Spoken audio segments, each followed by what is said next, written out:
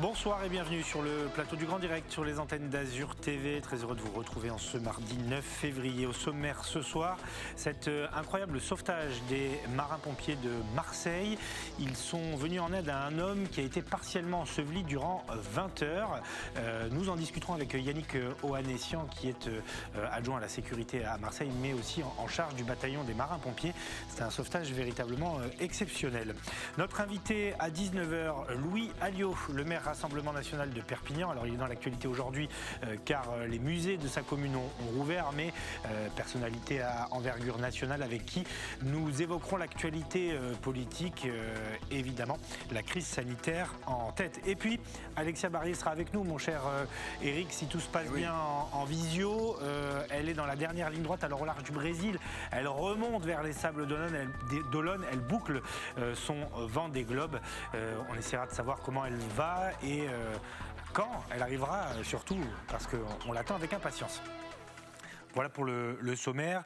Denis Caro sera avec nous également, le directeur de rédaction de Nice ce matin, et puis beaucoup de reportages, notamment sur la précarité étudiante. Vous verrez ces images édifiantes, cette file d'attente à la garde interminable pour des étudiants qui sont venus récupérer des denrées alimentaires ou des denrées de première nécessité. Regardez ces images de Thomas Bernabé. C'est assez inquiétant et préoccupant, cette question de la précarité étudiante. Mais d'abord, à la une de l'actualité, ce sauvetage incroyable. Depuis hier 15h30, enfin hier à 15h30, les marins-pompiers sont arrivés dans le 12e arrondissement de Marseille, dans la traverse des Cailloles, pour porter secours à un ouvrier de 54 ans qui était à moitié enseveli sous des matériaux qui lui sont tombés dessus. Ils ont lutté 20 heures pour l'aider à sortir et ils ont réussi. Les explications de Yentel Criado. L'opération aura duré 20 heures durant lesquelles un ouvrier est resté coincé sous des décombres. L'accident s'est produit ce lundi après-midi, ici, traverse des Cailloles, dans le 12e arrondissement de Marseille. Des ouvriers travaillaient sur le chantier d'une maison quand le chantier s'est effondré. Un ouvrier se retrouve alors enseveli sous un amas de matériaux. Âgé de 54 ans, l'homme est conscient, mais la partie inférieure de son corps est complètement coincée, bloqué. Une cinquantaine de marins-pompiers mobilisés pour extraire l'homme. Une opération très délicate. Les secours ont dû prendre toutes les précautions nécessaires pour que rien ne lui tombe dessus. Ce mardi matin, le périmètre était encore bouclé par la police. Impossible d'accéder à la traverse des Cailloles. Finalement, c'est à la mi-journée que les marins-pompiers ont réussi à sortir l'homme des décombres. Il a été transporté à l'hôpital. Voilà pour donc ces images fournies par le bataillon de marins-pompiers. Eric, avant d'accueillir Yannick Ohanessian, déjà je vous salue parce que je ne l'ai pas fait comme habituellement après le sommaire. Incroyable quand même de rester 20 heures à partiellement enseveli, c'est dire si la mission devait être compliquée. Oui, compliquée. Alors on va avoir plus de détails, je pense, avec Yannick Ohanessian dans quelques minutes, le maire adjoint à la tranquillité publique, c'est son titre exact. On a parfois des images qui me font penser un peu à ça. Vous savez, quand il y a des tremblements de terre et qu'on a des chiens qui repèrent des gens vivants sous les décombres, et au bout de plusieurs heures, voire même de plusieurs jours, on arrive à sortir des gens vivants. Alors, il a été transporté à l'hôpital, cet homme, il est en réanimation. On va prendre de ses nouvelles, mais c'est vrai qu'on peut dire que c'est une sorte de miraculé. Bon, après, j'imagine qu'il y aura une enquête quand même de diligentée sur le chantier, sur les conditions dans lesquelles tout ça s'est effondré sur lui quand même. Bonsoir Yannick Ohanessian, vous êtes donc adjoint au maire de Marseille en charge de la tranquillité publique et du bataillon de marins-pompiers à Marseille. On vient de voir ces images assez impressionnantes parce que 20 heures de lutte quand même pour les pompiers. Comment va-t-il cet ouvrier de 54 ans? Est-ce que vous avez des nouvelles ce soir? Mais, bonsoir, je ne sais pas si vous m'entendez bien. C'est bon, on vous entend, on vous reçoit parfaitement. Très bien, très bien. Écoutez, d'abord évidemment une pensée pour lui et pour sa famille. Il est encore dans les services de réanimation. Vous le disiez dans votre reportage à l'instant, c'était évidemment une opération périlleuse pour le bataillon des marins-pompiers. On a cette chance incroyable ici à Marseille d'avoir le bataillon avec cette spécificité qui est de pouvoir déployer à tout moment des équipes avec cette technicité de pouvoir intervenir sur tout type d'événements. C'est ce qui s'est passé ici, vous avez eu raison de le rappeler. 20 heures d'intervention pendant toute une nuit avec une météo défavorable ici à Marseille.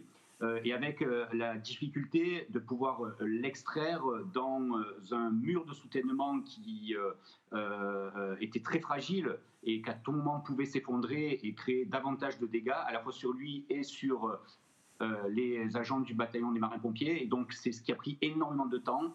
Il a fallu avancer pas à pas et on a près de 20 engins, plus de 60 marins-pompiers qui ont été mobilisés sur l'opération. Est-ce que, pardonnez-moi d'insister, mais vous pouvez nous dire s'il y a un péril sur sa vie? Est-ce qu'on sait déjà s'il est tiré d'affaire? Écoutez, son pronostic vital était engagé. L'opération pour le bataillon, évidemment, avait un seul objectif, c'était de pouvoir le sortir de cette situation. C'est chose faite. Il y a eu beaucoup d'interrogations, évidemment, comme vous pouvez l'imaginer au moment de l'opération. L'idée, c'était vraiment de pouvoir intervenir de toute urgence et de pouvoir le transporter de toute urgence. C'est ce qui s'est fait en milieu de matinée, vers 11h ce matin, vers l'IHU de l'hôpital Nord, pour le prendre en charge. Une dernière chose sur ce dossier, puis on parlera d'autres choses, parce que l'actualité est chargée à Marseille. Est-ce qu'on a un peu plus d'éléments déjà sur les circonstances de l'accident ? Écoutez, non, ça c'est évidemment l'enquête de police qui se chargera de déterminer les causes de l'accident, mais vous l'avez rappelé, nous étions sur un chantier dans le 12e arrondissement, traverse des Cailloles, un chantier d'une maison individuelle qui devait se construire, et donc à ce stade, je n'ai évidemment pas plus d'éléments. Alors, Yannick Ohanessian, on devait se parler déjà hier soir, mais vous étiez en conseil municipal au moment de ce grand direct pour voter des délibérations importantes. On verra d'ailleurs dans quelques instants un reportage consacré à Ibrahim Ali et à cette rue qui porte désormais son nom.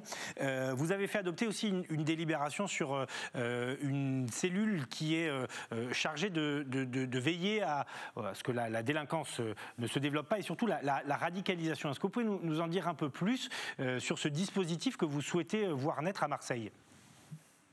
Bien sûr, en fait, le législateur, depuis 2007, a donné la possibilité aux maires des communes, aux premiers magistrats de la ville, de se doter de pouvoirs supplémentaires en matière de pouvoir de police et donc de pouvoir organiser en son sein un conseil local de la sécurité, de la prévention de la délinquance. À ce titre, et depuis évidemment ces dernières années, les attentats à répétition sur notre territoire national a orienté le gouvernement à aller un peu plus loin et à s'organiser dans chaque commune sur la prévention de la radicalisation. C'était évidemment un moment important pour nous, un sujet que nous prenons très au sérieux. Et donc, il était nécessaire pour nous de s'organiser à la fois de proposer à ce que nous puissions donner plus de moyens aux mairies de secteur ici à Marseille pour avoir une cellule sécurisée d'échange en permanence sur les questions de radicalisation et à la fois d'organiser au sein de la ville, en partenariat avec l'éducation nationale, donner la possibilité d'avoir au sein de chaque école de la ville de Marseille des mallettes pédagogiques pour venir sur des questions essentielles qui sont le ciment de notre République, les questions de vivre ensemble, de laïcité, qu'on pourra échanger avec les élèves de cycle 3. Donc c'était l'objectif de ces rapports sur le CLSPD, comme on dit, le CLSPD-R maintenant, avec deux rapports, à la fois sur la prévention de la radicalisation et à la fois avec une volonté de la municipalité de s'engager encore plus loin ici à Marseille et de doter chaque mairie de secteur de ses pouvoirs de CLSPD afin de pouvoir gagner en échelon de proximité auprès des Marseillaises et des Marseillais. Yannick Ohanessian, pardonnez cette curiosité un peu personnelle, mais je voulais revenir sur le libellé de votre fonction. Vous êtes le maire chargé de la tranquillité publique, vous vous occupez essentiellement de sécurité. Le mot sécurité, ça fait trop répressif pour une municipalité de gauche ? Écoutez, je vais du coup m'obliger à vous corriger puisque mon libellé exact est bien adjoint à la tranquillité publique, à la prévention de la délinquance, au bataillon des marins-pompiers et à la sécurité. Ah, d'accord. D'accord. Alors peut-être que c'est un... Non, mais c'est tranquillité publique. C'est vrai, c'est pas courant. Je dis pas que c'est c'est une mauvaise création, mais c'est vrai que c'est pas courant. Mais ça donne un ton. Hein. Je n'en disconviens pas. Hein.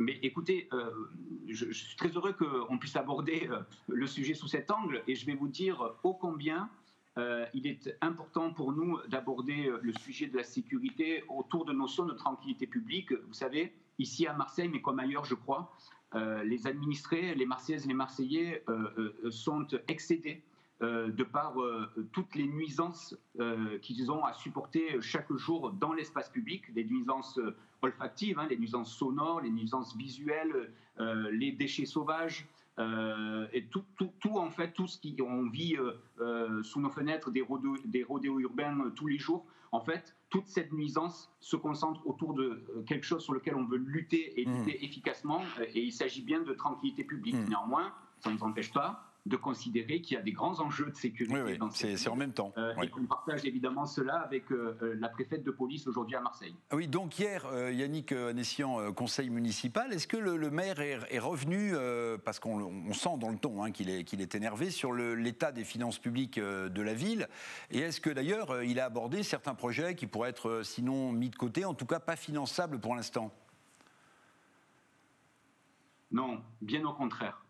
L'engagement au conseil municipal d'hier, et je crois que c'était un record pour la ville de Marseille, 12 heures de débat en conseil municipal, c'était aussi pour à nouveau montrer pour nous une volonté, un cap. Nous avons pris des engagements forts évidemment au moment de la campagne électorale, des engagements que nous souhaitons tenir. Ces engagements, c'est quoi? C'est d'avoir à nouveau cette capacité d'investir dans cette ville.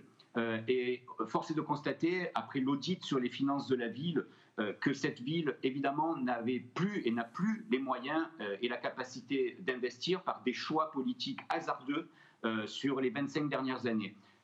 Tout l'objectif pour nous, c'est évidemment de renouer avec l'ensemble des partenaires aujourd'hui, qu'ils soient l'État, qu'ils soient les collectivités locales, qu'ils soient les fonds européens qui n'ont jamais été sollicités par la ville de Marseille pendant des années, pour trouver des marges de manœuvre financières et d'avoir à nouveau un niveau de capacité, un niveau d'autofinancement qui soit à la hauteur de cette ville, pour pouvoir ensuite évidemment investir.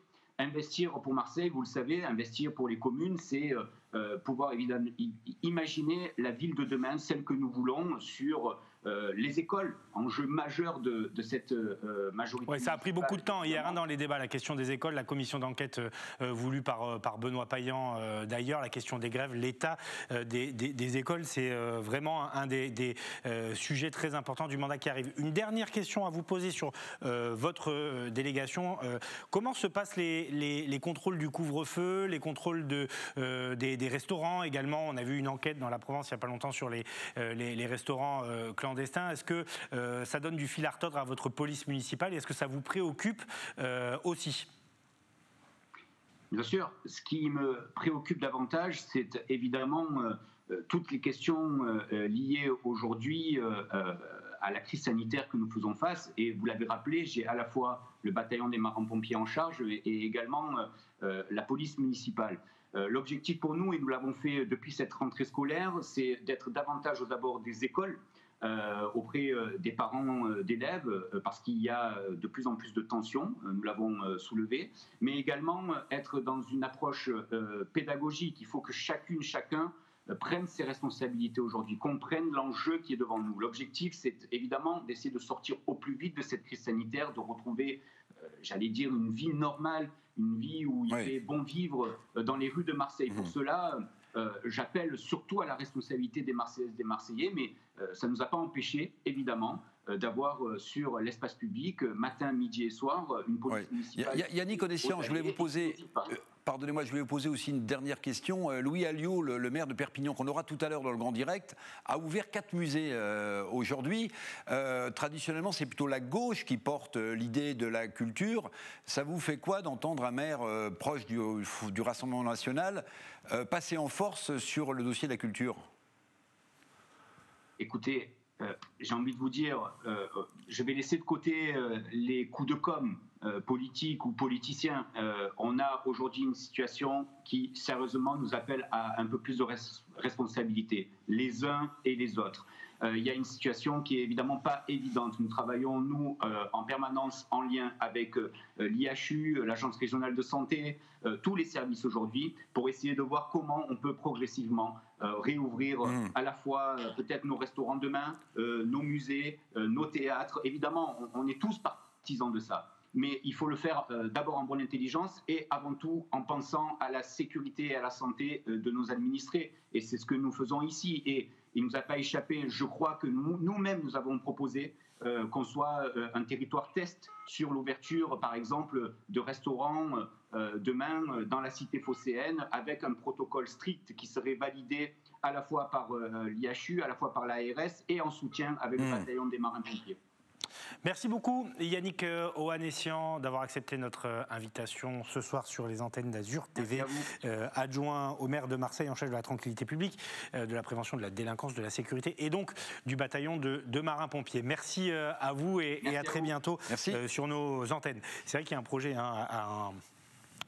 dans la métropole, mairie métropole, sur la réouverture des restaurants et donc peut-être aussi des musées avec un protocole dédié qui serait chapeauté par les équipes de l'IHU dirigées par le professeur Didier Raoult. Les musées qui d'ailleurs vont peut-être rouvrir plus tôt que prévu. Roselyne Bachelot en tout cas ce qu'on disait, était assez optimiste. Oui, elle paraissait assez optimiste. Alors, en donnant pas de date évidemment, mais en disant que si les lieux culturels devaient rouvrir prochainement, ce seraient sans doute les musées qui montreraient l'exemple. Bon, on en a tous besoin de retourner aussi au musée. Avant de parler de la situation sur le réseau ferré des Alpes-Maritimes, parce qu'un événement vient perturber la circulation des trains, un événement triste d'ailleurs, on essaiera d'en savoir un peu plus avec le maire de Villefranche qui sera avec nous dans quelques minutes.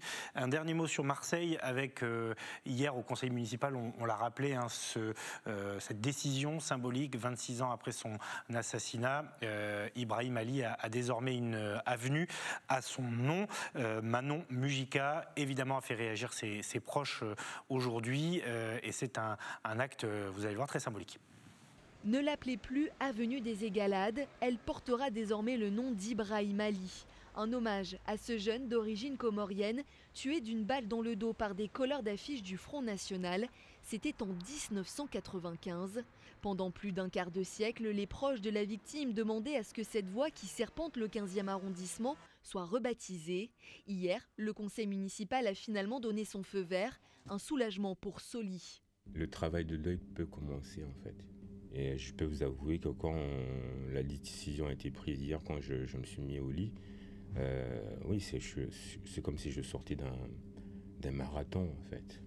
Je suis fatigué, j'ai plus d'énergie tellement je suis soulagé en fait. Enfin on en arrive à ce dénouement heureux.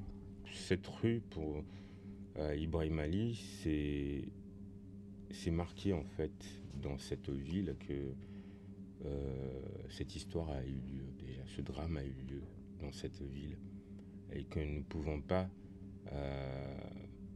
passer à côté comme si de rien ne s'était passé en fait. Voilà. C'était d'affirmer aussi que les idées du Front National tuent, parce que c'est le cas.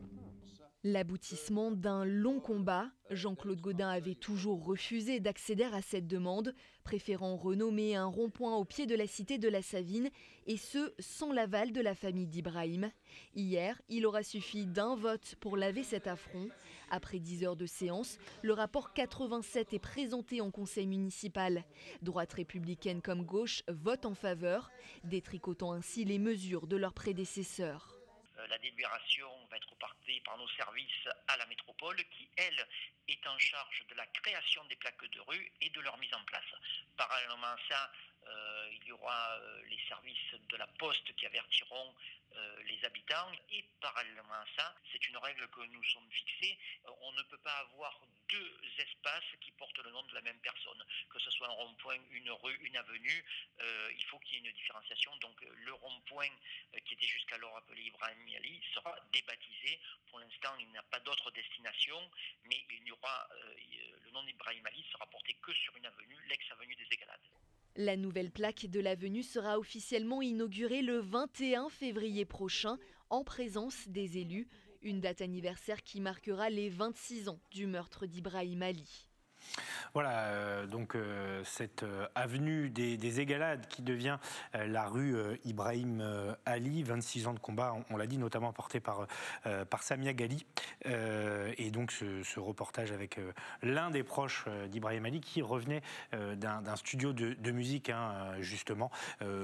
Symbolique, Eric, évidemment, et important pour les proches aussi de la victime. Oui, important pour les proches de la victime, important aussi pour la mémoire de Marseille, et pas que du 15e arrondissement, me semble-t-il. Bon, peut-être qu'un jour, il faudra demander aussi à Jean-Claude Gaudin, l'ancien maire de Marseille, pourquoi est-ce qu'il a toujours refusé de débaptiser cette avenue pour donner le nom de cette victime. Ce serait un sujet, peut-être qu'il pourrait, je sais pas, s'en expliquer, ou que quelqu'un de l'ancienne majorité pourrait nous dire pourquoi c'était pas possible. Est-ce qu'il y avait un blocage juridique? Est-ce qu'il y avait... Bon, voilà, je pense que le cœur n'est ni à droite ni à gauche. Quand on est devant ce type d'événement et que le combat pour faire reconnaître ce drame dure depuis autant d'années, il me semble que la mairie précédente aurait pu reconnaître la possibilité de donner le nom de cette avenue à cette victime. Sur le front de la Covid, petit focus sur les Alpes-Maritimes. Vous le savez, c'est le département le plus touché en ce moment par l'épidémie. Alors, le préfet faisait le point ce matin sur la vaccination, les contrôles aux frontières et les chiffres. Tout ça vous est résumé par Alexis Ricard. La situation sanitaire reste tendue dans les Alpes-Maritimes. Le taux d'incidence atteignait hier les 453 cas pour 100 000 habitants, alors que la métropole dépasse les 500. Le taux de positivité des tests reste stable avec presque 9% quand les services de réanimation sont quasiment pleins. La vaccination continue, mais jusqu'au 16 février prochain, les doses allouées aux centres de vaccination serviront en priorité pour la seconde injection, afin de respecter le schéma vaccinal. Seuls les EHPAD et les établissements de santé continueront les primo-injections pendant ce laps de temps. Avec un choix qui a été fait d'assurer la seconde injection pour tous, ce qui a impliqué mécaniquement une baisse des premières vaccinations cette semaine, hein, puisqu'il a été décidé de respecter formellement le délai des 21 jours pour procéder à la seconde injection. Et ces primo-injections, elles vont reprendre dans les centres de vaccination dès le 17 février prochain. Le variant anglais prend le pas sur le Covid standard avec environ 14% des tests positifs au niveau régional contre 3,3% en janvier dernier. Alors l'adaptation au nouveau variant, elle est à la fois sur aller le plus vite possible sur la vaccination, puisqu'on sait que notamment sur celui qui va devenir majoritaire dans les semaines qui viennent en France, qui est le variant anglais, les vaccins sont efficaces. Et ensuite de contrôler au maximum, donc je dirais que lui de toute façon il est déjà là. Et ça va devenir le Covid d'avril qu'on aura dans nos rues et dans nos lits à l'hôpital. De toute façon, le but c'est d'essayer de contrôler vraiment très strictement le variant brésilien et le variant sud-africain, puisque eux sont très peu présents sur le territoire et qu'on a donc le moyen de faire le fameux tester, tracer, isoler. Les règles à la frontière ont également évolué. Il faut toujours présenter un test PCR négatif de moins de 72 heures à la frontière, mais maintenant, il est possible de refuser l'entrée sur le territoire au lieu d'une simple amende. Sont concernés les ressortissants hors Union européenne, mais aussi les ressortissants en transit. Donc, le bilan sur le terrestre, c'est qu'entre dimanche et lundi, on a procédé à 213 refus d'entrée pour des motifs sanitaires. Du fait que les personnes ne présentaient pas ce test PCR. On va voir comment ça évolue dans les jours prochains en fonction de la diffusion de cette information. Et puis s'agissant de l'aéroport qui est quand même très contrôlé également, là on a réalisé 7 non-admissions entre dimanche et lundi. Ne sont pas soumis à ce test PCR les voyageurs de moins de 11 ans, les frontaliers ainsi que les professionnels. Voilà pour le point fait par la préfecture. Et puis il y a la colère aussi des maires des Alpes-Maritimes qui, donc vous l'avez compris, ne peuvent pas ouvrir leur centre de vaccination pour les primo-injections. C'est le cas du maire de Mandelieu-la-Napoule, Sébastien Leroy, qui dénonce une forme d'incohérence. Je vous propose de l'écouter. Quand le Premier ministre annonce jeudi soir qu'il ouvre pour 1,7 million de rendez-vous dans la semaine qui vient, 65 secondes plus tard, j'ai la préfecture qui m'informait que sur les 10 prochains jours, j'avais 0 vaccin. Bon, je vous laisse apprécier l'ironie de la situation. Le bilan, il est mitigé, c'est-à-dire qu'on a réussi à faire plus de 1200 primo-injections, ce qui est une bonne chose, mais qui est totalement négligeable par rapport à l'attente. C'est-à-dire qu'aujourd'hui, on a plus de 5000 personnes qui sont en attente de rendez-vous et on a 10 000 demandes auxquelles on ne peut pas répondre. Et aujourd'hui, je suis dans l'incapacité totale de dire aux 15 000 personnes et donc aux 5 000 déjà programmées sur liste d'attente quand ils pourront être vaccinés, car je n'ai qu'une vision au jour le jour. Voilà, bon. C'est assez symptomatique ce que dit le maire de Mandelieu, Olivier Véran, qui fait une annonce en grande pompe sur les millions de rendez-vous qui se débloquent, et puis lui qui 60 secondes plus tard reçoit l'appel de la préfecture. Oui, parce qu'il y a une grande différence entre la vision parisienne des choses comme sur cette crise sanitaire, puis la réalité de terrain, le concret, et on voit bien que les maires, et le maire de Mandelieu n'est pas le seul à rappeler, on ouvre des vaccinodromes, mais on n'a pas suffisamment de doses, donc il y a plein de gens qui viennent, qui font la queue, qui s'inscrivent, et qu'on n'arrive pas à vacciner. Donc il faudrait regarder bien dans le détail comment sont reconstitués tous ces chiffres, parce que visiblement on est à plus de 2 millions de vaccinés en France, mais on ne cesse d'entendre des maires dans notre région sud nous expliquer qu'ils n'arrivent pas à vacciner. Donc on doit vacciner au nord, sans doute. Louis Alliot est avec nous, on va le rejoindre dans 30 secondes. Le temps pour moi d'apporter cette précision communiquée par Manon Mujica, qui a réalisé le reportage sur Ibrahim Ali. Jean-Claude Gaudin avait renommé un rond-point au pied de la cité de laquelle il était originaire. Mais pas à l'endroit où non, c'était pas à passé, l'endroit, en fait, voilà. c'est ça. Et c'est ça que le maire de Marseille a toujours, l'ancien maire de Marseille. Et ce que disait le maire adjoint, c'est qu'il faut débaptiser le rond-point pour pouvoir baptiser. Mais bon, c'était juste pour qu'on précise que Jean-Claude Gaudin n'était pas non plus resté totalement insensible à cette affaire, et qu'il avait fait un geste tout de même, mais effectivement les proches et la famille souhaitaient que ce soit la traverse des Égalades, l'avenue des Égalades, qui soit renommée. Voilà pour cette précision apportée dans ce grand direct. Nous rejoignons notre deuxième invité politique du soir. Bonsoir Louis Alliot, merci d'avoir accepté notre invitation un peu plus à l'est de votre région, puisque vous êtes maire Rassemblement National de Perpignan, et dans l'actualité aujourd'hui parce que vous avez rouvert les musées, et ça nous intéresse aussi beaucoup parce que ici c'est une question prégnante, un peu comme partout. Certains disent que vous avez voulu faire un coup de communication. Qu'est-ce que vous leur répondez ? Je réponds simplement que ce confinement fait beaucoup de dégâts, notamment de santé publique, et qu'il faut maintenant un peu faire baisser la pression. Les musées sont l'un des équipements culturels les plus faciles à réouvrir aujourd'hui. Il y a des supermarchés ouverts, il y a des transports en commun ouverts, et la maîtrise du musée, l'organisation du musée, le contrôle qui est fait pour les musées permet de faire cela sans prendre de risques inutiles. C'est une soupape un peu de décompression. Ça permet aux gens qui sont aujourd'hui en vacances, à qui on interdit d'aller au ski, à qui on interdit de faire du sport, en tout cas pour les équipements sportifs, d'avoir un peu, de se changer un peu les idées avec une jauge, avec un protocole sanitaire, etc. Et de ce que j'ai pu voir aujourd'hui, des gens qui sont venus visiter les musées, je peux vous dire que ça n'a pas été l'attroupement, ça n'a pas été la cohue, mais ça a permis à quelques personnes de venir un peu se changer l'esprit du temps, qui est malheureusement morose. Vous craignez les recours ? Je crois que le préfet en personne a dit qu'il allait tenter de faire annuler votre arrêté et votre décision. Est-ce que ça vous fait peur ? Écoutez, j'irai défendre, moi, mes arguments devant le tribunal administratif. Je remarque que le recours aura lieu lundi prochain, ce qui quand même permet encore de laisser un peu ouverts les musées. Mais je ne doute pas que dans l'intervalle, le gouvernement révise sa position. C'est que je demande partout, voilà, il faut tenir compte de la grandeur du musée, si je puis dire.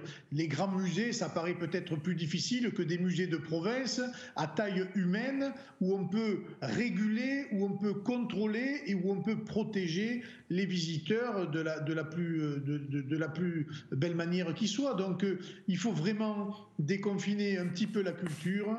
Je pense que nos concitoyens en ont besoin.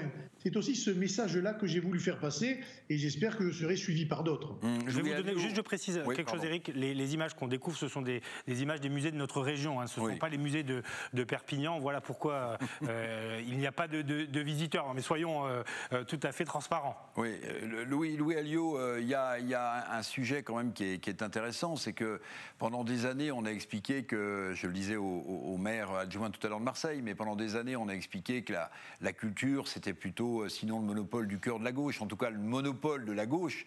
Vous avez réussi votre coup, parce que montrer que la droite nationale peut être sensible à la culture, vous avez dû faire sonner beaucoup de sonnettes dans des mairies de gauche quand même.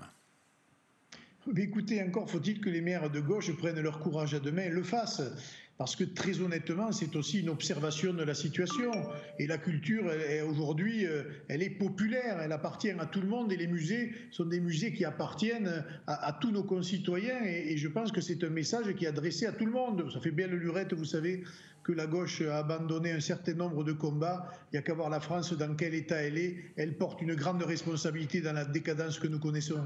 Mais d'un autre côté, Louis Alliot, vous défiez d'une certaine façon l'autorité de l'État en rouvrant les musées. On pourrait vous dire pourquoi pas les restaurants aussi, même si vous ne les gérez pas directement via la mairie. Mais pour un parti qui porte comme valeur l'autorité, est-ce qu'il n'y a pas là comme une forme de contradiction ? Non, parce qu'il y a des sujets où la contestation est nécessaire et où elle permet de défendre des grands principes de liberté publique. Et ce qui est difficile dans cette pandémie, c'est de trouver un juste équilibre entre respect de la santé publique et des protocoles sanitaires, mais respect aussi des grandes libertés publiques, dont la liberté de se cultiver, la liberté culturelle et la liberté de pouvoir aller dans un certain nombre de lieux culturels. Aujourd'hui, les musées sont les lieux les plus faciles à contrôler, à protéger, à organiser. Profitons-en, donnons un petit peu d'espoir à nos concitoyens, ils en ont bien besoin. Louis Alliot, entre nous, vous avez eu cette idée d'ouvrir les musées avant que Roselyne Bachelot fasse sa sortie sur les premiers lieux culturels qui pourraient rouvrir, ce seraient les musées, ou bien vous estimez que vous avez devancé l'aspiration naissante de la ministre de la Culture ? Écoutez, j'y pensais depuis un certain temps, pour tout vous dire, en regardant les courbes et en regardant l'évolution de l'épidémie. Mais c'est vrai que Mme Bachelot m'a donné l'occasion de me lancer dans ce débat qu'elle lance elle-même. Elle dit qu'il faut accélérer, qu'il faut prévoir le déconfinement au plus vite en fonction des chiffres. Voilà, on n'est pas tous égaux en France devant l'épidémie, hein, je le regrette, mais il y a des situations où on peut, j'allais dire, organiser les choses, contextualiser les choses, et à Perpignan, on a pu aujourd'hui réouvrir des musées. Peut-être qu'on ne l'aurait pas fait ailleurs. Elle vous a téléphoné ou pas, Roselyne Bachelot ? Non, elle ne m'a pas téléphoné, pas du tout. Mais encore une fois, si elle veut venir à Perpignan, elle est la bienvenue et elle verra que ça se passe très bien. Elle sera peut-être réconfortée, elle sera peut-être mise en confiance pour donner l'autorisation de le faire à d'autres. Le protocole que vous avez mis en place, est-ce que vous pouvez nous en parler ? Est-ce qu'il y a des choses particulières ? Écoutez, c'est surtout une jauge d'une personne par 10 mètres carrés. C'est un sens de circulation où les gens ne se croisent pas. C'est des groupes de moins de 6 personnes. Et puis c'est surtout l'inscription préalable, c'est-à-dire que si vous voulez rentrer au musée, vous vous inscrivez sur un registre. Pour l'instant, c'est fluide. Mais au cas où il y ait des attentes, ça permet qu'il n'y ait pas d'attroupement devant le musée qui attendrait d'y rentrer. Et on voit bien aujourd'hui que ça se passe plutôt bien. Un dernier dossier, Louis Alliot, puisque vous êtes aussi une personnalité d'envergure nationale. Que pensez-vous de la façon dont est gérée la vaccination ? On vient d'entendre la colère de Sébastien Leroy, qui est le maire de Mandelieu, qui, pendant qu'il écoutait le Premier ministre, pas le Premier ministre, le ministre de la Santé, annonçait des rendez-vous supplémentaires qui allaient être débloqués. Eh bien, lui, on lui téléphonait pour lui dire eh bien, pendant 10 jours, il n'y en aura pas dans les Alpes-Maritimes. Qu'est-ce que vous pensez de cette stratégie globale ? Écoutez, je pense que pendant longtemps, ils ont géré la pénurie et ils la gèrent encore et ils essayent de faire, contre mauvaise fortune, bon cœur, en essayant de contenter les uns et de contenter tout le monde. C'est pas facile. Il y a de nouveaux vaccins qui arrivent.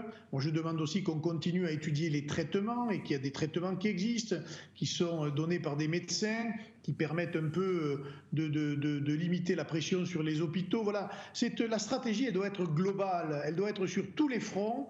Et je pense que la vaccination est mal partie, mais que petit à petit, on va, je l'espère, rattraper le retard et faire mentir les prévisions visions les plus alarmistes qui étaient celles de nos voisins européens par rapport à l'avancée de la vaccination. Mais vous, Louis Alliot, concrètement à Perpignan, par exemple, comme nous dans le sud, vous manquez de doses pour les centres que vous avez ouverts, vous pourriez ouvrir pour vacciner votre population, ou bien vous avez les doses...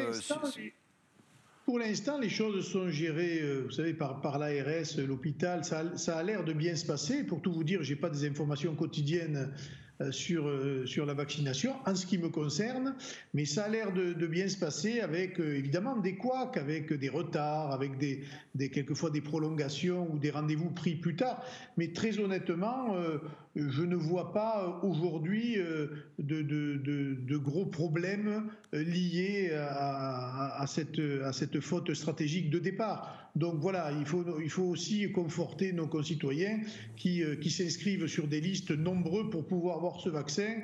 J'espère que maintenant ils arriveront en nombre et que ça permettra de fluidifier la vaccination dans les semaines et les mois qui viennent. Merci beaucoup Louis Alliot, maire de Perpignan, d'avoir accepté notre invitation en direct ce soir sur les antennes d'Azur TV, et à très bientôt.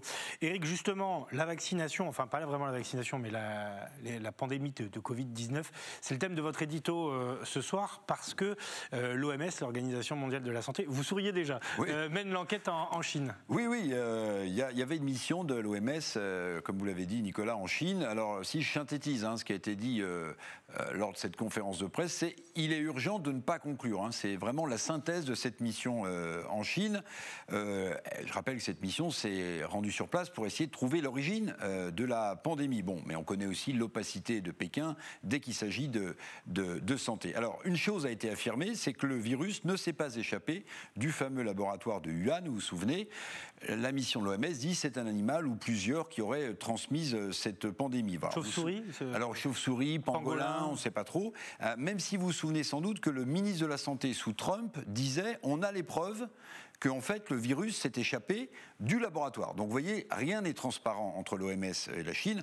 D'ailleurs, souvenez-vous que le directeur de l'OMS a été nommé avec l'appui des Chinois. Et pendant ce temps-là, en France, on avait, comme vous l'avez dit, 3 semaines après que la presse nous ait dit le confinement c'est pour demain, le lundi, on avait Olivier Véran, le ministre de la Santé, qui prenait la parole. Et qu'a dit le ministre de la Santé ? Ça, cette phrase, il faut vraiment la noter. Il a dit « Il est évidemment possible qu'on ne soit jamais reconfiné ». Fin de citation. Alors, origine du virus, est-ce qu'on saura un jour ? Reconfinement ou déconfinement, est-ce qu'on y voit clair ? Moi, j'ai beau me gratter la tête, Nicolas, je n'y comprends plus rien.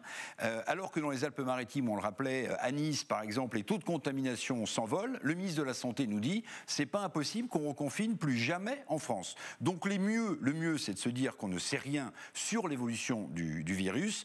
Arrêtons d'écouter les spécialistes en France et ceux de l'OMS en Chine, qui sont finalement, en gros, comme nous, pour des raisons scientifiques ou pour des raisons politiques, dans un brouillard total. Et là, pas besoin de la science pour voir que la précarité étudiante s'accroît. On en a beaucoup parlé dans cette émission, mais rien de tel que des images parlantes pour aborder ce sujet, tournées à la garde par Thomas Bernabé. La précarité étudiante, on en entend beaucoup parler, mais rien ne vaut la force des images. Cet après-midi, ils étaient extrêmement nombreux à faire la queue pour venir récupérer des produits de première nécessité au campus de la Garde. Tous étudiants et tous en situation précaire, ils ont eu besoin de venir aujourd'hui pour subvenir à leurs besoins vitaux. C'est très difficile en ce moment. On n'a pas trop les moyens de payer l'appartement et tout ça. Actuellement, c'est un peu compliqué avec la pandémie. Déjà que je suis étrangère, donc je suis loin de mes parents. Et en plus de ça aussi, c'est difficile de trouver un job étudiant à côté. Donc je me trouve que c'est une super bonne idée qu'ils ont fait, franchement. Il faut bien l'avouer que c'est surtout à cause de la crise actuelle. Donc c'est la première fois que tu viens ? Voilà, c'est la première fois que je viens. C'est pas toujours facile d'être en accord avec ça et de ne pas avoir honte. C'est vrai qu'on a un petit peu honte, mais à un moment, il faut accepter de se faire aider. Et c'est une très très belle aide en fait, parce que je pense par rapport à moi, enfin pour ma part, au niveau bourse et tout, c'est moyen. J'avais un petit job mais je l'ai perdu, il ne pouvait pas me garder parce que même lui il a fermé. Et franchement, cette aide en fait, c'est peu mais pour moi c'est vraiment beaucoup. Cette distribution a été organisée par la Fédération des étudiants toulonnais qui a pu rendre possible ce projet grâce à de nombreux partenaires qui ont fourni les produits. On a beaucoup de partenaires qui nous ont contactés, la Fédération des étudiants, pour aider les étudiants. On s'est rendu compte qu'avec tout ce qu'on voulait nous donner, on avait de quoi faire carrément une épicerie entière. Donc on s'est dit pourquoi pas. La banque alimentaire pour toutes les denrées alimentaires, le centre aéré Clae de la Garde qui a fait une grande collecte pour les étudiants, mais aussi le Utile Lavalette qui nous a donné des fruits, des légumes frais et des produits d'hygiène, et un partenariat avec Orange et Lafarge qui nous permettent de pallier à la précarité numérique. En effet, en plus des produits alimentaires ou d'hygiène, des cartes d'internet prépayées étaient aussi gracieusement mises à la disposition des étudiants, tout comme les livres. Il faut dire que pour ces jeunes, la culture est également un besoin de première nécessité. Cette distribution s'est tenue jusqu'à 17h30 et au vu de l'affluence, nul doute que cette initiative est à réitérer, voire même à pérenniser. Voilà, c'est toujours impressionnant, on en a vu beaucoup sur les réseaux sociaux, ces images de files d'attente devant les distributions alimentaires. Là, on l'a vu, c'est centaines de personnes qui sont venues. Enfin, regardez, là, ça va jusqu'au bout là-bas de l'image. C'est terrible de voir ça quand même. Bah oui, on assiste à une paupérisation d'une partie de notre jeunesse qui représente pourtant, on le dit assez souvent, l'avenir du pays.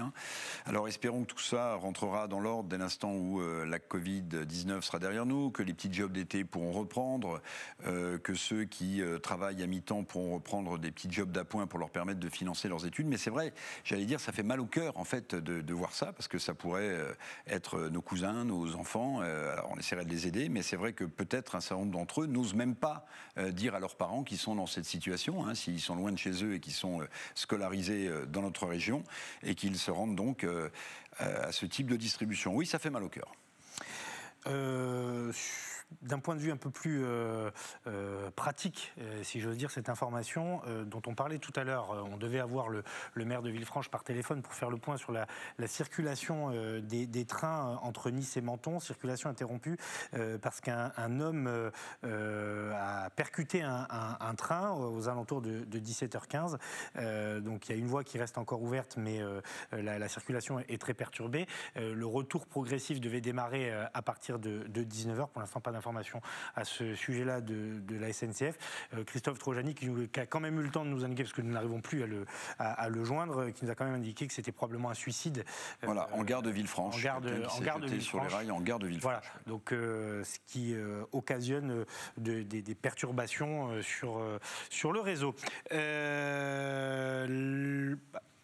Les transports perturbés et cette subvention qui fait beaucoup de bruit, en tout cas chez les élus écologistes à Nice, une subvention de plusieurs millions d'euros pour le Grand Prix de France qui se déroule dans le Var, et la subvention sera votée demain en bureau métropolitain à Nice.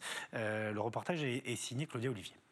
Une subvention de 12 millions d'euros pour le Grand Prix de F1 du Castellet dans le Var sera votée demain au bureau métropolitain. Pour la présidente du groupe écologiste au conseil municipal, c'est un choix qui interroge. Donc on nous demande de voter 2 millions d'euros pour un circuit automobile qui se passe dans le Var, à 170 km de Nice, payé par tous les contribuables de la métropole, alors que la politique de la ville, c'est 1 600 000 euros. Donc vous voyez la balance. Le groupe aurait préféré d'ailleurs que la subvention soit votée en conseil métropolitain pour permettre à l'Assemblée de débattre, ce qui n'est pas le cas en bureau métropolitain. Il ne le fait pas passer au conseil métropolitain, il le fait passer en bureau métropolitain, là où il n'y a pas la presse, il n'y a pas de débat, il n'y a pas de public. Donc vous voyez, il est un peu honteux sur ces 2 millions d'euros. Parce que finalement, il sait très bien que ça va choquer les gens. On a la tempête Alex, il y a l'urgence climatique, il y a le Covid, et lui, il met 2 millions d'euros. De son côté, la métropole répond à la polémique par voie communiquée. Selon son directeur général des services, la convention de partenariat a été adoptée en conseil métropolitain le 13 mars 2017. Le renouvellement à l'identique est de la compétence du bureau métropolitain. Voilà, pour la réponse de la métropole, donc la subvention de 12 millions dont parle Claudia au début de son sujet, c'est la subvention globale sur plusieurs années. Là, effectivement, il y aura une enveloppe de 2 millions d'euros qui sera examinée en bureau métropolitain. Nous accueillons, comme tous les mardis, Denis Caro, qui est avec nous. Bonsoir. Très heureux de vous retrouver, directeur des rédactions du groupe Nice Matin. Évidemment, Demain, vous reviendrez très largement sur la conférence de presse du préfet dont on a parlé tout à l'heure. C'était un point très complet avec la police aux frontières, l'ARS, les praticiens hospitaliers et le préfet en personne. Bon, la situation est quand même toujours préoccupante dans les Alpes-Maritimes. Ça baisse pas.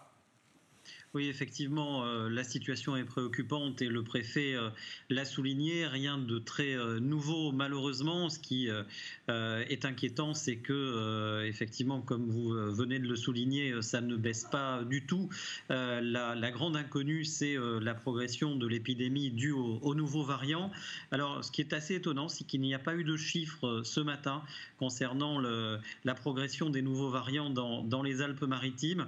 Quand on sait, par exemple, qu'en Île-de-France, il représente près de 38% des cas de Covid.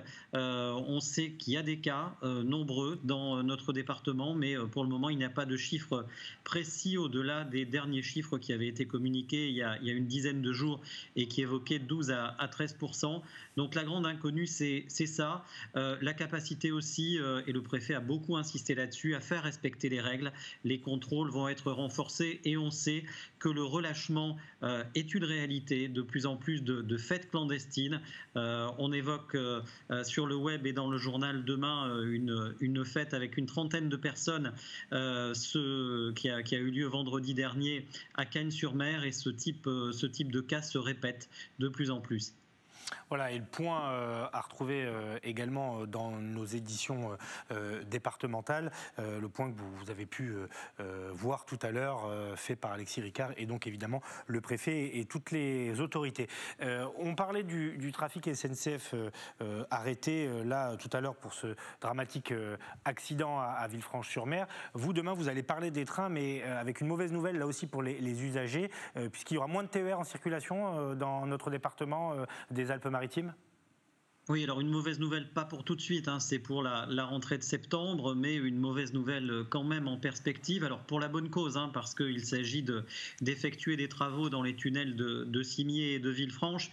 Et on le sait, cette liaison ferroviaire, cette ligne qui longe le littoral, elle est extrêmement compliquée. C'est un casse-tête, donc à chaque fois qu'il y a des travaux d'importance, il faut réduire le trafic. Donc la SNCF va essayer de trouver des solutions. Elle va notamment affréter des rames plus importantes qui pourront contenir davantage de passagers, mais elle prévient très longtemps à l'avance, il y aura des perturbations à la rentrée de septembre entre Nice et Monaco.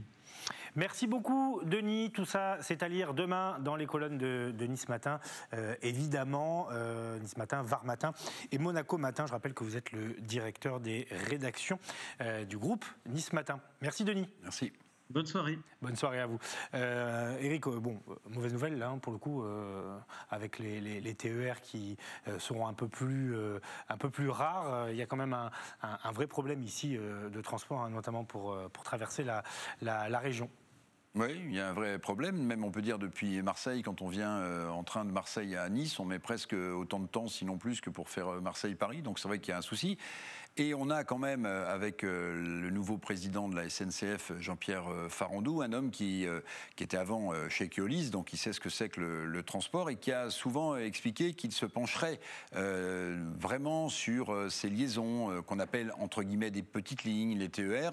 Bon là, il s'agit, d'après ce que dit Denis Caro, évidemment on le croit, de réflexion, de travaux nécessaires sur une voie, on la voit bien quand on est sur le littoral, qui est compliquée parce qu'elle est souvent en hauteur, elle est souvent en rocher, elle est à flanc de falaise.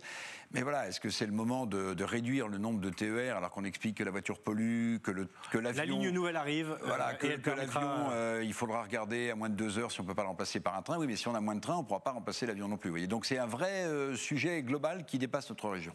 Si tout se passe bien, on devrait partir au large du Brésil pour rejoindre Alexia Barrier, notre navigatrice de la région sud et plus particulièrement des Alpes-Maritimes. Pour l'instant, on a du mal à établir la connexion. On espère qu'on l'aura avant la fin de cette émission. Donc en attendant, ce qu'on va faire, c'est qu'on va regarder ce petit sujet consacré au musée des arts asiatiques de Nice. Cela faisait 10 ans que l'établissement n'avait pas reçu de nouvelles pièces. Et bien là, il y a 3 pièces assez exceptionnelles qui viennent garnir la collection. Évidemment, en attendant que le site puisse rouvrir. Claudia Olivier. 3 nouvelles pièces intègrent la collection du musée départemental des arts asiatiques situé à Nice. Parmi elles, 7 armures datant de la première moitié du 19e siècle. L'idée, c'est que les chefs de clan montrent leur prestige par ce type de vêtements, si je puis dire. D'ailleurs, le clan est très important, il est signalé ici, on le voit très bien par certains petits détails, notamment l'emblème, le mône, qui représente ici donc une fleur de cognacier et qui est caractéristique du clan Ota. Donc ce clan Ota, c'est un clan qui a régné sur Sakura, au centre-est du Japon. Cuir laqué, tissu, cordage, chaque élément chromatique a son importance et sa signification. Alors cette armure est essentiellement composée de lamelles de cuir laqué noir, qu'on voit à différents endroits, notamment au niveau du casque et du couvre-nuque. Mais par ailleurs, elle éclate, on pourrait dire, d'éléments chromatiques. Vous avez notamment donc, des éléments en alliage cuivreux, et puis vous avez donc, les couleurs des cordages et des soieries, le orange, le violet, qui donnent un certain éclat malgré tout à cet ensemble sobre et sombre. Depuis un an, dans les coulisses, les petites mains continuent de s'activer malgré la fermeture du musée. L'objectif, être prêt dès que la réouverture sera possible en proposant de nouvelles expositions. Au moment où on aura le feu vert pour la réouverture, on pourra accueillir dans les meilleures conditions sanitaires les visiteurs pour leur proposer quelque chose d'assez inédit. Ce sera une double exposition d'art vidéo avec des artistes asiatiques qui, d'un côté, traite du sujet du virus et de l'autre côté traite du sujet du racisme et du sexisme. Hier, la ministre de la Culture, Roselyne Bachelot, a annoncé qu'une réouverture des musées et des monuments pourrait intervenir rapidement si la situation sanitaire s'améliore. Et on est très heureux parce qu'elle est là, Alexia Barrier. Quelle joie. Elle nous rejoint pour la fin de ce grand direct. On est ravis, Alexia, de vous retrouver pour faire un point, évidemment. Alors, je disais tout à l'heure, je regardais sur la carte du Vendée Globe parce qu'on peut encore vous suivre, évidemment. Vous êtes toujours à peu près au large du Brésil, c'est ça ? Oui, exactement. Je suis au large du Brésil. J'ai passé la hauteur de Salvador de Bahia, j'approche de la hauteur de Recife. Et dans 3 jours, un peu moins de 3 jours, je serai au niveau de l'équateur. Est-ce que je peux vous poser d'ores et déjà la question d'une date d'arrivée ? Quand on s'était parlé il y a quelque temps, vous espériez être là le 14 février. Est-ce que ça paraît toujours tenable ou non ? Non, c'est fichu pour le 14. En fait, la descente de l'Atlantique au début de la course a été beaucoup trop lente. Et ensuite, j'ai eu des avaries dans l'Indien. Et du coup, je pense être là le 26 février à midi.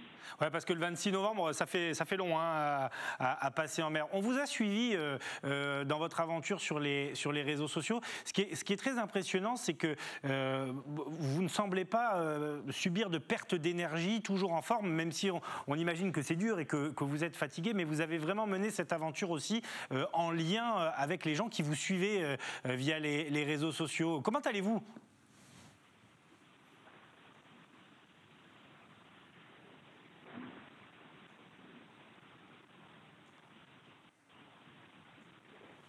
J'espère que ça arrive jusqu'à vous.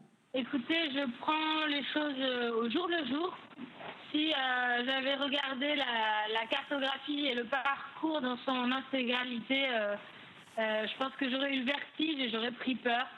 Donc quand on a un jour les éléments, la météo, les difficultés, ça passe beaucoup mieux. Et je suis tellement heureux. Je crois qu'on a perdu Alexia. On va essayer de la retrouver. Eric, peut-être le temps qu'on essaie de rétablir la connexion. C'est fantastique, même si la qualité, évidemment, est pas optimale, mais elle est à l'autre bout du monde. Elle nous accorde ce petit moment-là et elle a l'air heureuse, en plus. Oui, elle a l'air heureuse. Malgré la fatigue. Je ne sais pas si on va de nouveau pouvoir parler avec elle, mais moi, la question que j'aimerais lui poser, Nicolas, c'est, avec tout ce qu'on vit à terre, cette crise sanitaire, en général, les marins au long cours qui font les traversées en solitaire ont une grande appréhension, c'est de retoucher le sol ferme, parce que quand on vit seul au milieu d'immensités d'eau, on appréhende un peu, paraît-il, de se retrouver dans une foule, même si c'est une foule familiale. Mais là, il y a en plus cette affaire de crise sanitaire. Donc j'aurais voulu demander à Alexia, mais je ne sais pas du tout si on... Elle est là. Alexia, je ne sais pas si vous m'entendez. Je disais souvent, les grands marins disent il y a une certaine appréhension à revenir à terre, mais là, il y a une appréhension supplémentaire parce qu'il y a reconnecté avec le monde de tous les jours et puis il y a la crise sanitaire. Est-ce que vous avez cette double appréhension ? Alors, j'ai tellement hâte de retrouver mes proches et également d'aller à la rencontre. On verra comment c'est possible, mais des enfants, des milliers, dizaines de milliers d'enfants qui ont suivi l'aventure. Donc, aller faire le tour des écoles, des collèges, voilà, je ne sais pas dans quelle mesure ce sera possible, mais j'ai tellement hâte de retrouver les humains, entre guillemets, avec leurs qualités, leurs défauts, que je suis pas du tout inquiète de...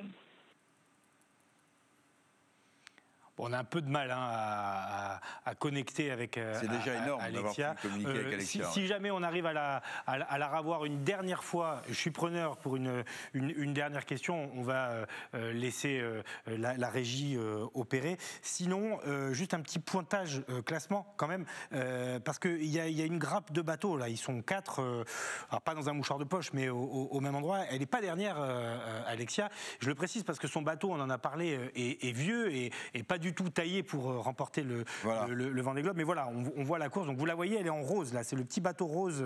Alors ça se joue dans un mouchoir de poche avec le bateau d'Harry Ucella qui est juste à droite. Mais devant, voilà, elle a encore des bateaux à portée de main. Donc voilà, pourquoi pas arriver pas dernière. Et en tout cas, boucler la course, c'est déjà assez exceptionnel. Je crois qu'elle est de nouveau avec nous. Je ne suis pas persuadé. Si, non. Alexia, vous êtes là ? Ah bon, Alexia, vous êtes là. Voilà, je voulais juste vous demander, donc on a fait un petit point classement. Qu'est-ce qui a été le plus dur pour vous ? Et puis après, on vous laisse tranquille dans cette aventure. Désolée, c'est compliqué.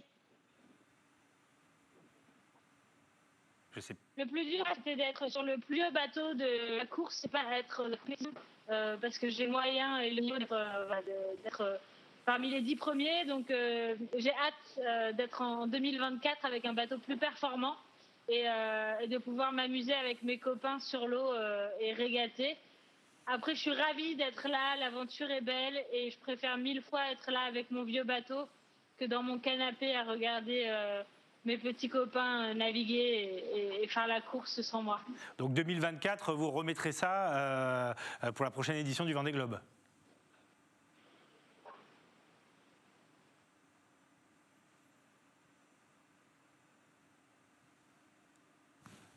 Je laisse arriver la question jusqu'à Alexia, mais je ne suis pas persuadé qu'on ait toujours Alexia en ligne.